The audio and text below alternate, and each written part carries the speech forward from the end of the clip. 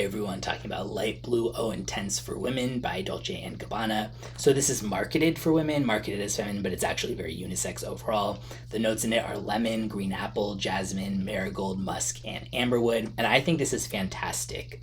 For me, I would say this is in for sure my top 20 best smelling feminine leaning fragrances of all time that I've smelled.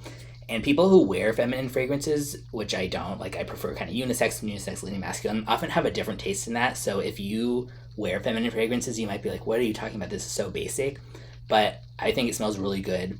Other people I know of any gender who have smelled it and who don't wear feminine fragrances are always like, oh, that smells so good. So I do think it's a crowd pleaser overall. And yeah, again, it's pretty unisex. It's actually fairly reminiscent of Dolce & Gabbana Light Blue Love is Love Pour Homme. Not the Oh Intense Pour Homme version, but the Love is Love Pour Homme version. Just this one's a little bit more like jasmine and floral. Very appealing smell, and yeah, I love smelling it whenever I do. I'd be happy if my wife wore it. I would love to just smell it all the time, basically. And yeah, I wear the Dolce & Gabbana Light Blue Love is Love Pour Homme version, or honestly, I would even consider wearing this because yeah, it is unisex overall, I would say. And I guess that's a little hypocritical because earlier I'm just like, then this is a feminine fragrance, but I don't know. Like to me, it's unisex. It's voted as like unisex and then unisex leaning feminine for Granitica, but I feel like part of that's biased by it being marketed to women and people just kind of like thinking of it that way.